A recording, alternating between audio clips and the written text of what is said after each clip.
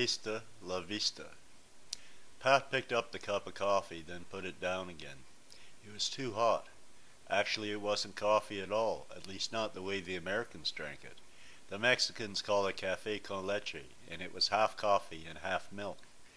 Pat blew over its surface to cool it, then drank some in slow, hesitant sips. The camarero brought his toast. Pat murmured gracias and quickly scanned the main casilla from his vantage point of the open patio. He turned his attention to the newspaper he had bought from the farmacia on the corner. It was 2 days old, having been imported from the capital, but it was the only English-language newspaper in Mexico. The headlines amused him. His native country, Canada, rarely made the front page down here. Today was an exception. The feature story concerned a scandal involving a cabinet minister and a West German call girl.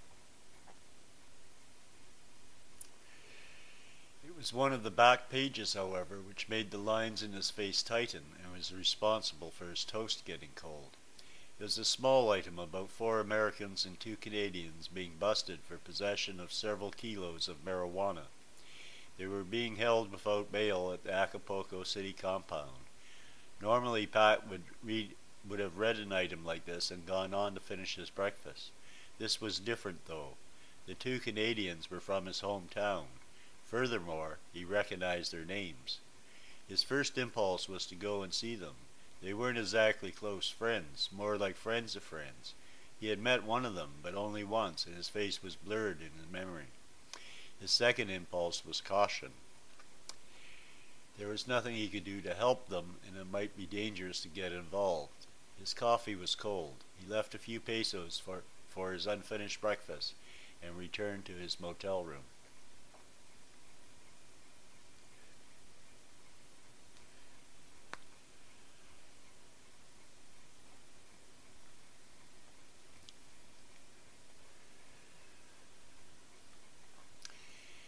The motel room was in a quiet area of Acapulco, about 4 or 5 blocks from the beach. Pat had been staying there for almost a month.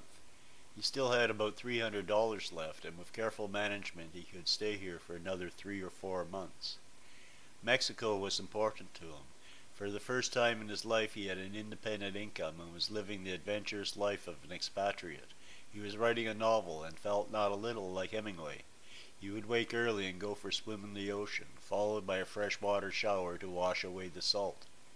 After breakfast he would return to his room and begin the serious business of writing. The novel was coming slowly but surely. He was on page 90, but was beginning to feel dissatisfied with it. A lot of the time he wouldn't be writing at all, but would just stare blankly into space. From 11 in the morning to late afternoon it was too hot to walk outside. He was forced to stay in the cool sanctuary of his room. The room fascinated him.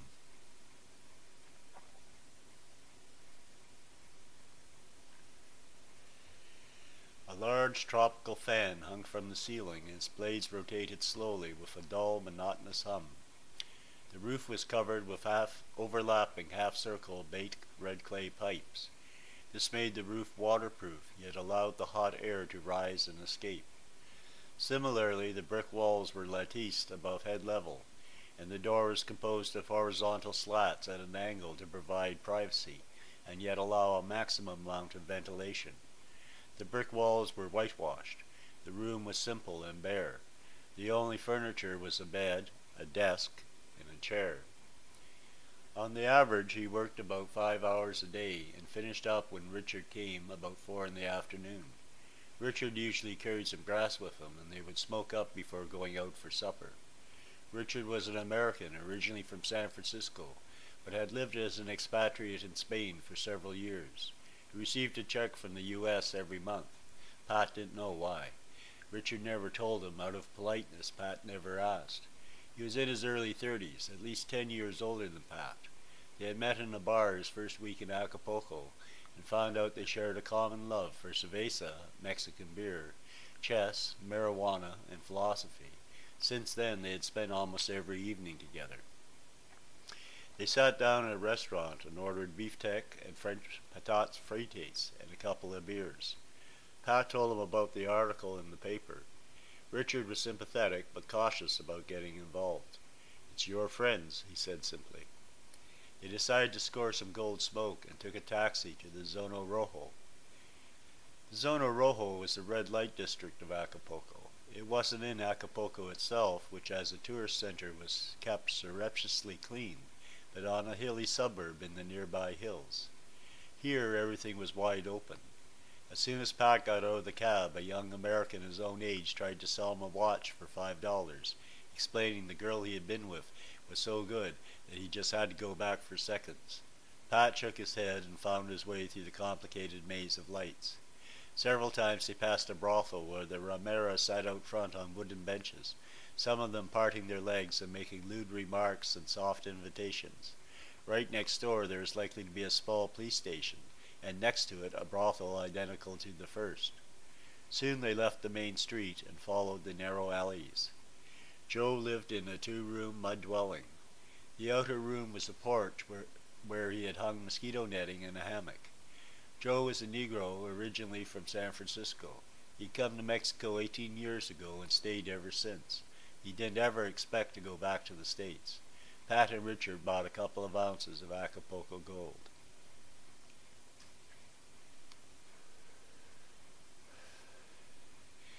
For the next 2 days, Pat busied himself writing. The bus was still bothering him. Whenever he thought of the two Canadians in jail, he felt guilty that he hadn't done anything to help them. As far as possible, he tried not to think about it. There are other things bothering him as well, namely a lower molar. The tooth had been causing him problems on and off for the last 6 months. Pat hated going to a dentist, kept postponing it. Now it started aching again, a dull, throbbing ache that was virtually impossible to ignore. There are two kinds of dentists in Acapulco, native and tourist. Their prices varied accordingly. Reluctant to spend a month's rent on a single tooth, Pat searched out a native dentist called Senor Gomez. The waiting room was small and dingy. Pat sat down in the chair apprehensively. His first misgivings came looking at an enamel bowl cluttered with bloody cotton wads on which several flies settled. Then, with horror, he saw the base of the drill had a foot pedal, which meant it was manually operated. Pat almost left then, but the dentist, acting extremely agitated, was chattering in Spanish. Pat didn't understand, but opened his mouth and pointed to the cavity which hurt. Unfortunately, his finger blocked the view of the dentist. They played a guessing game in which the dentist tapped a tooth with a metal instrument, and Pat shook his head yes or no. The dentist was still agitated and obviously not certain which tooth he was supposed to extract. Pat hurriedly apologized and headed for the nearest bar.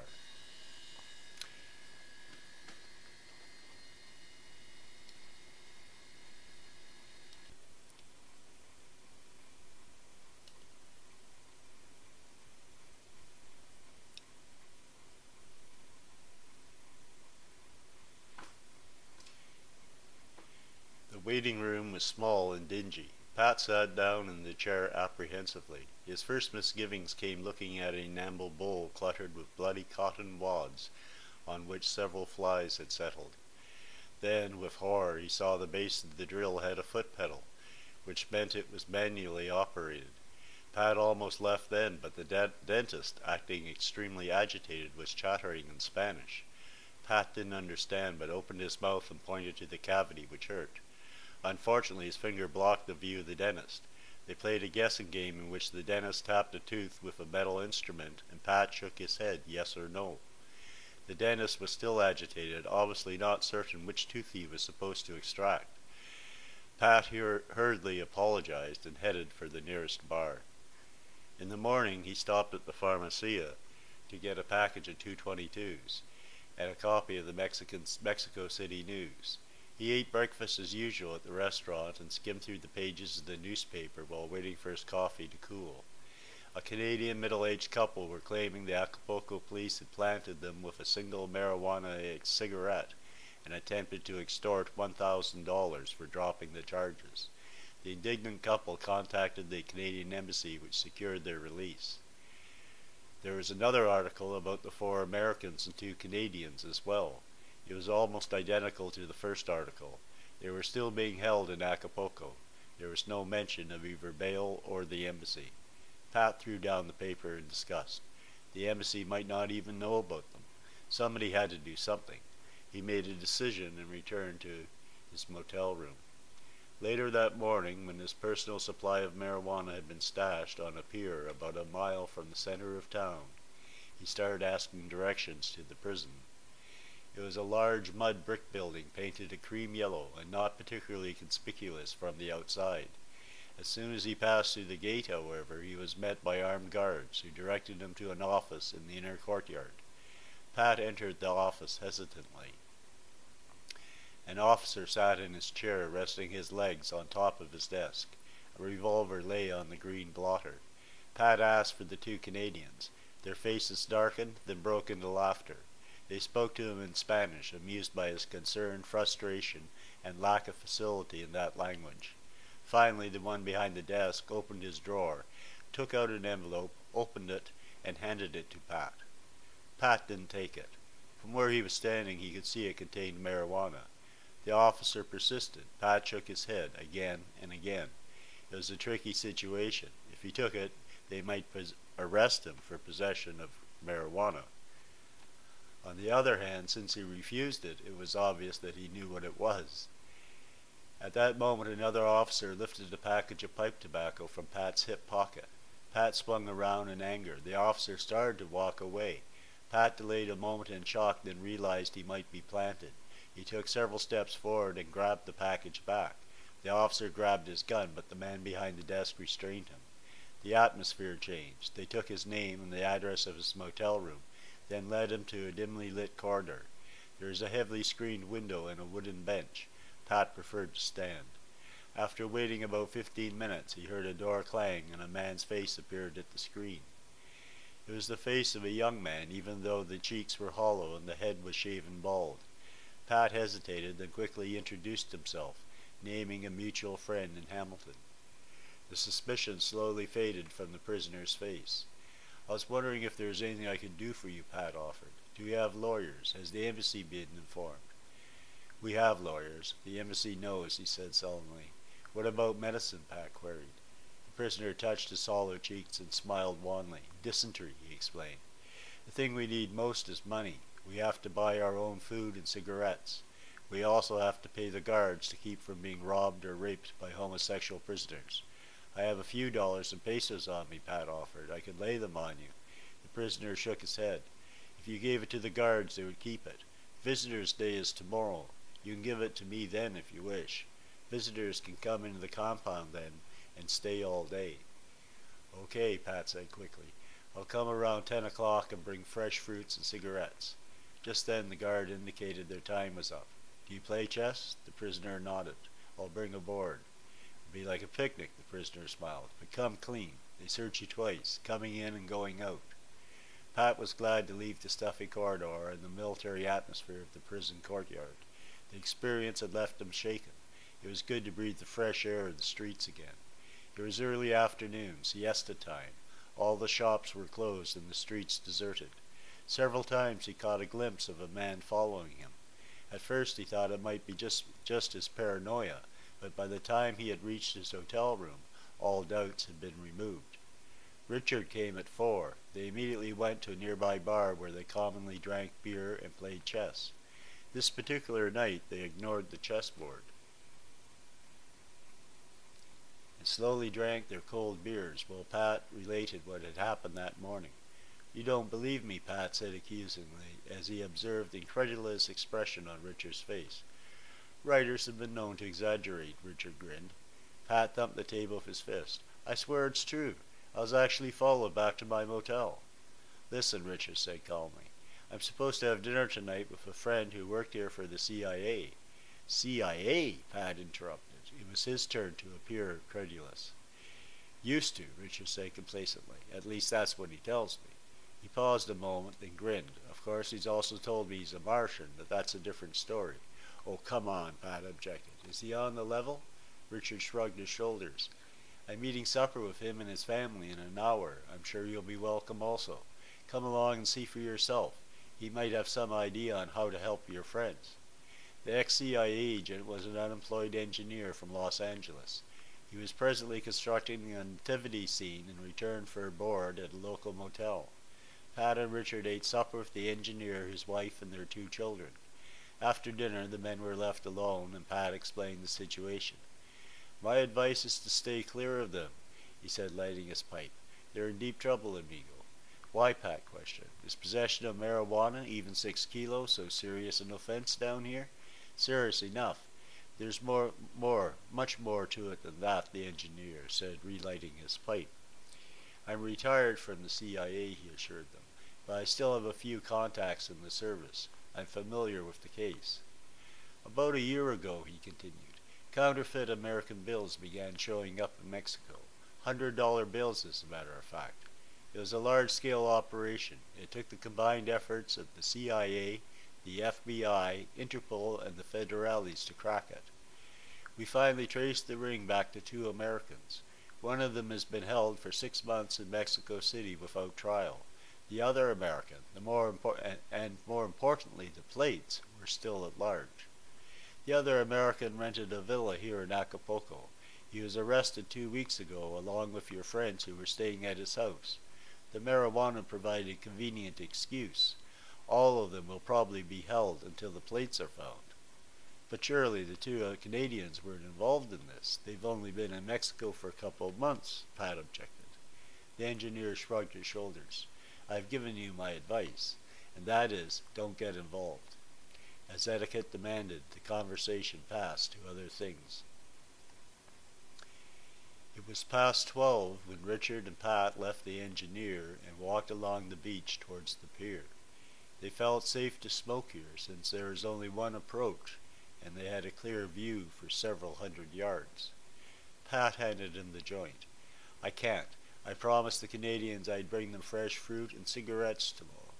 It wasn't an argument, it was a fact. They smoked in silence, with the fluorescent surf crashing against the rocks at their feet. The night sky sparkled with a myriad of stars, and the warm tropical breeze ruffled their hair. A seed popped, and the tip of the marijuana cigarette glowed in the darkness. Suddenly Richard tapped him on the shoulder and pointed towards the beach. Most of the figure was in darkness, but the man's white short-sleeved shirt shone silver in the moonlight. "He's been standing there watching us," Richard whispered softly. Even as he spoke, the figure moved along the beach and started walking out the pier towards them. "Let's split," Pat suggested. He stuffed the bundle of marijuana under a rock and flung the joint into the ocean. The man steadily approached them. Pat felt his heartbeat quicken with excitement. They walked consciously slow towards him on the beach. They passed each other without pausing or commenting. Pat sighed audibly with relief, but they quickened their pace towards the main street. They had had about half a block to go when they heard a shout. They turned around to see the man in the white shirt running towards them. Pat hesitated, but Richard broke into a run. Pat leapt after him, and almost immediately there were other shouts and a shrill whistle. A taxicab was approaching the intersection. Richard flagged him down. They jumped into the front seat.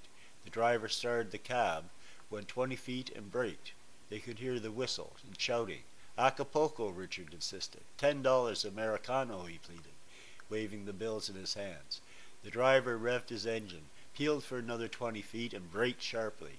He shrugged his shoulders apologetically. "Policia," he whimpered. There was half a minute of silence, in which time itself seemed to stop, when the cab door opened and a gun was shoved in their faces. They got out quietly and were shoved roughly against the door, putting their hands on the roof as ordered. They were searched quickly for weapons, and then more thoroughly for drugs. 2 uniformed police searched the cab, while the plainclothes man with the gun interrogated them. Pat was scared shitless, and his heart pounded wildly. Richard was the first to recover his nerve. "Que passe? Que passe?" he demanded indignantly. Pat couldn't follow his Spanish, but Richard threatened "embajada, embajada" frequently. The search proved fruitless, and both their passports were in order. The uniformed cops looked expectantly at the plainclothes man, who seemed unsure of what to do next. Richard's rhetoric proved successful, and after their names and addresses were taken, they were released. They took the cab into Acapulco and went into an all-night cerveza. "What did you say to them?" Pat asked hastily, gulping down the beer. Richard chuckled. I told him we were minding our own business on the pier and ran away because we thought he was a gangster. I demanded he either arrest us immediately or let us go. In either case, our embassy would hear of it the first thing in the morning. Pat didn't laugh. We're not out of the woods yet. If he smelled grass back there, he might go back and look. If he finds it, we're in trouble. True, Richard said thoughtfully, and in any case he was probably assigned to follow us. They might even pick us up for questioning in the morning. And keep us until they find the plates, Pat added. Definitely an unhealthy situation, Richard agreed. He picked up his glass of beer and a toast. My friend, I think it's time for us to leave. A plane leaves for Los Angeles at 8:30 in the morning. I'm going to be on it. Pat clinked glasses.